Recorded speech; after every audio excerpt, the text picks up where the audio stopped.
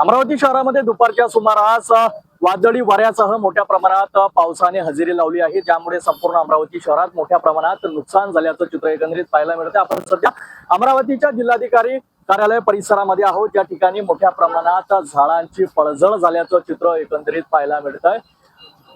संपूर्ण अमरावती शहरामध्ये अनेक ठिकाणी ही संपूर्ण परिस्थिती पाहायला मिळते। अनेक रस्त्यांवर सध्या झाडे कोसळलेली आहेत, ज्यामुळे संपूर्ण अमरावती शहरामध्ये काही काळ जनजीवन विस्कळीत झाल्याचं चित्र सुद्धा एकंदरीत पाहायला मिळालं होतं।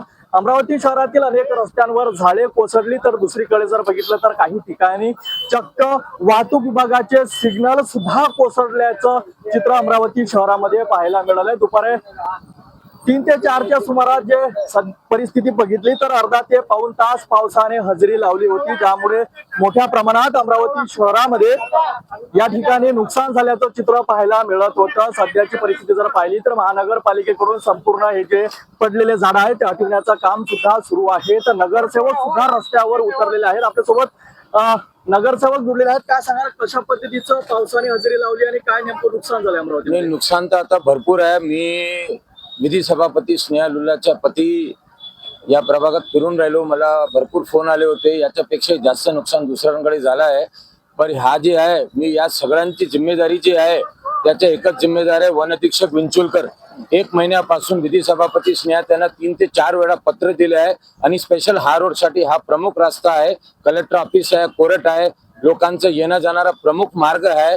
3 ते 4 वेळा स्मरणपत्री दिले, तरी वन अधीक्षक जे आहे विंचुलकर ते फेल झाले या कामावर। आता म्हणजे तुम्ही जाणार तर याच्यापेक्षाही खूप मोठं झाड टोपेनगर वयस्कर कॉलनी आहे, त्याच्या एक बाळांच्या स्कूल आहे, अतिशय मोठं झाड त्या स्कूलवर पडलेलं आहे। आणि कलेक्टर कॉलनी जे आहे मैफिल हॉटेलच्या रोड त्या रोडवरही पडला, म्हणजे भरपूर ठिकठिकाणी पडला आहे।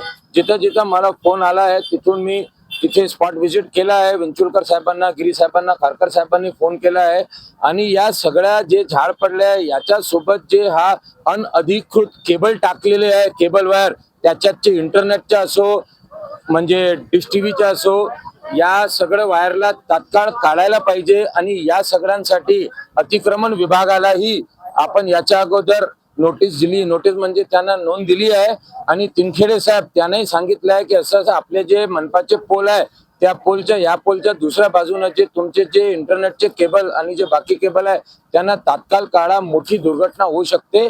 आणि हा दुर्घटनाची सुरुवात आहे, याच्यानंतरही काही झाला त्याने सगळ्यांच्या जबाबदार सध्याच्या स्थितीमध्ये विंचुलकर आहे, वन अधीक्षक, जे काहीच लक्ष देत नाही। अमरावती शहरामध्ये किती काळ ही संपूर्ण परिस्थिती राहिली, किती काळ हवा होती आणि नेमकं किती प्रमाणात नुकसान झालं असेल?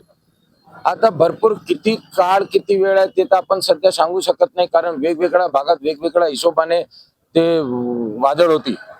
पण जिथे जिथे मी पाहिलं खूप भयंकर होता आणि आताही हा थांबणार नाही, पाऊस नक्की येणार। रात्री काय दुष्परिणाम होणार आहे ते माहित नाही, वन विभागाला रेडी व्हावं लागेल अशी मी त्यांना विनंती करतो। आणि आपला मीडिया बंधूंना मी धन्यवाद देतो की तुम्ही पण एवढे म्हणजे अतिशय बिलकुल गंभीरतेने हा न्यूज घेऊन राहिले।